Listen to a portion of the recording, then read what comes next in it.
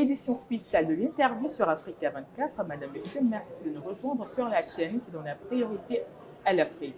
Aujourd'hui, avec Simon Tim Touré, président de Lilium Group Holding et Vista Bank, nous allons discuter du rôle que joue le secteur privé dans l'amélioration des processus d'échanges commerciaux entre le continent africain et les Caraïbes. Monsieur Tim Touré, bienvenue sur Africa 24. Merci pour l'invitation.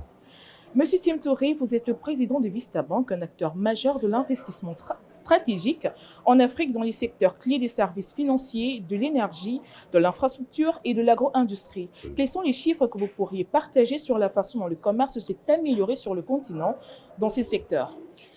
Tout d'abord, je vous remercie pour l'invitation, encore l'opportunité pour pouvoir échanger sur le potentiel en Afrique et le rôle que Vista Bank joue pour pouvoir promouvoir le commerce et le commerce intra-africain.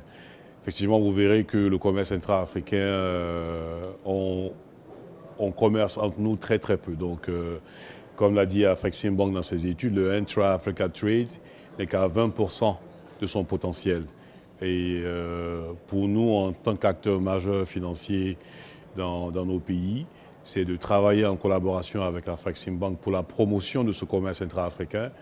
Et évidemment, dans le cadre de la mise en place de la ZLECA, et parce qu'à cause de tout le potentiel que nous avons de la diaspora entre les pays africains qui aujourd'hui, on pense qu'ils peuvent échanger beaucoup plus qu'ils ne le font aujourd'hui.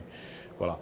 Donc nous pensons qu'à court terme, dans les 5 prochaines années, le commerce intra-africain va aller de 20% à 50 à 60% de son potentiel, surtout à travers l'implication des banques telles que Vista Bank, en tant que banque partenaire d'Afreximbank qui opère dans des pays qui ont un potentiel majeur pour pouvoir en fait promouvoir l'économie et le commerce intra-africain entre pays. Voilà. Si nous nous intéressons maintenant à la question du commerce entre les pays africains et les Caraïbes, comment est-ce que Vista Bank compte aider à renforcer les liens entre ces deux régions? Bon, évidemment, vous savez que la stratégie qu'Afreximbank a essayé de développer, c'est de créer ce qu'ils appellent le Global Africa, une connexion, c'est de connecter tous les Africains partout où ils sont, y compris ceux qui sont aux Caraïbes. Et dans cet élan, ce que nous comptons faire, c'est de pouvoir faire la promotion des opportunités que nous avons en Afrique aux Caraïbes, à ceux qui sont intéressés pour venir investir en Afrique, et vice-versa.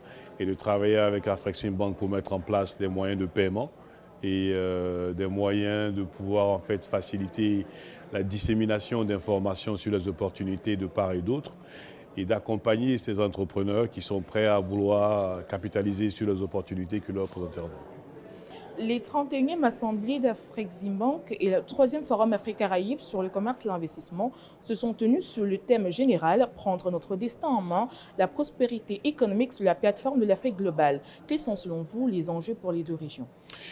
Écoutez, les enjeux pour les deux régions, c'est encore le fait de pouvoir d'abord disséminer les informations sur les opportunités qui existent en Afrique. Vous savez, par exemple, tous nos pays ont élaboré et mis en place des plans nationaux de développement économique et sociaux.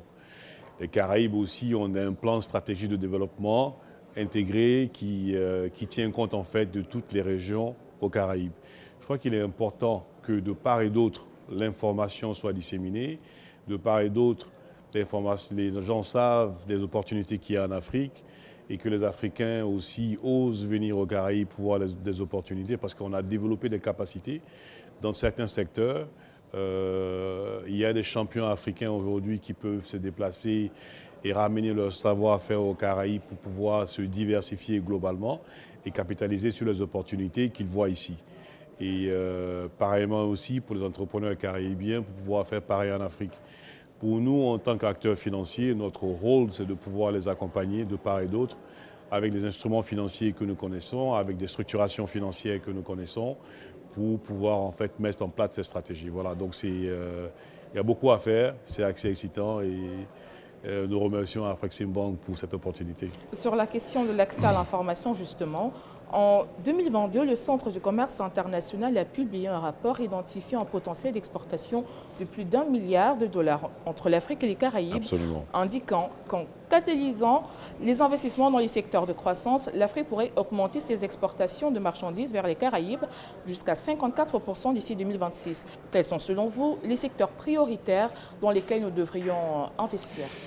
Mais tous les secteurs sont prioritaires à mon avis. Les secteurs critiques tels que l'énergie, les secteurs d'infrastructure, les secteurs portuaires, secteurs miniers qui sont catalyseurs en fait de grands changements dans une économie à cause de la chaîne de valeur, les secteurs financiers qui sont en fait à la clé en fait du développement économique, c'est en fait l'accès au financement qui permet de pouvoir en fait mobiliser toutes ces opportunités. Donc tous les secteurs pour moi sont assez critiques, donc je ne crois pas qu'il faut limiter ces échanges uniquement à un ou deux secteurs. Il faut avoir une vision globale, une vision opportunistique. Et je crois que pour moi, l'opportunité va au-delà d'1 milliard. Et si effectivement on veut pouvoir en fait, mettre les instruments en place pour pouvoir capitaliser sur ça. Afrexim Bank, par exemple, a ouvert un bureau ici dans les Caraïbes avec lesquels nous travaillons étroitement pour pouvoir mieux comprendre et mieux appréhender les opportunités d'échange qu'il y a entre les Caraïbes et l'Afrique. Et je pense qu'on peut aller au-delà de ce milliard de dollars comme opportunité, aller jusqu'à 5-10 milliards potentiellement dans les 5 prochaines années. D'accord, mais est-ce qu'on peut aller au-delà de ce milliard en termes d'opportunités si déjà au niveau de la région africaine, les décideurs politiques n'ont pas la volonté? Mais c'est le secteur privé qui doit porter ça. Je crois que c'est un élan qui est porté plutôt par le secteur privé. Évidemment, les autorités politiques de chaque pays se focaliseront sur leur pays. C'est au secteur privé qui est aussi le catalyste et porteur de nos économies qui doit pouvoir capitaliser sur les opportunités qui sont aux Caraïbes et vice versa. Évidemment, les États sont là pour pouvoir créer l'environnement nécessaire pour nous, mais les banques doivent accompagner le secteur privé dans les opportunités qui se présentent à elles, soit en Afrique, soit aux Caraïbes, et pour pouvoir capitaliser là-dessus. Voilà. Et dans ce domaine, donc, quelle est la dimension risque qui est prise en compte par le secteur privé? Ben, la dimension risque, c'est la recherche de l'information. C'est déjà venir à ce type de rencontre pour rencontrer des partenaires caraïbiens. C'est venir à ce type de rencontre pour s'informer déjà sur les opportunités qu'il y a ici aux Caraïbes. C'est de pouvoir voyager et avoir cette curiosité économique, j'aimerais bien dire, pour pouvoir comprendre quelles sont les opportunités qu'il y a ici. Et pareillement, c'est pour les Caraïbiens aussi de venir en Afrique pour voir les opportunités qu'il y a. Et avoir cette information leur permettra de pouvoir en fait capitaliser là-dessus. C'est ça le risque, c'est d'abord avoir l'information. Mais c'est un bon risque à prendre que d'investir, de pouvoir s'informer pour comprendre en fait le reste dans sa structuration financière. Elle n'est pas aussi différente de ce que nous faisons en Afrique et ce que je fais aux Caraïbes. D'ailleurs, je pense qu'il est opportun d'investir aux Caraïbes pour les Africains qui savent déjà, qui sont déjà les champions africains, à cause de la disponibilité de beaucoup plus de ressources ici aux Caraïbes qu'en Afrique. Et vice versa. Voilà. Donc nous encourageons les Africains à prendre ce risque-là, à voyager, à venir s'informer, à créer des partenariats, à s'informer aussi à travers Afrexim Bank, qui a un bureau régional ici, qui peut leur apporter ces informations pour qu'ils puissent capitaliser sur les opportunités. Et les banques seront là pour les accompagner. D'accord. En somme, donc, si on n'ose pas, on ne gagne pas. Évidemment, si on n'ose pas, on ne gagne pas. Je crois que si on reste chez nous uniquement et qu'on ne prend pas ce risque de prendre l'avion pour venir ici aux Caraïbes, pour rencontrer des partenaires, pour s'enquérir des opportunités et voir aussi les partenaires financiers, on ne gagnera pas. Mais je pense que toute l'Afrique a gagné à se connecter aux Caraïbes. Alors, on sortira sur cette note positive. Merci infiniment, M. Thiem Touré, d'avoir été des nôtres. Merci beaucoup. Madame, Monsieur, c'est ici que s'achève cette interview, mais je vous prie de rester connectés sur Africa 24 et africa24tv.com.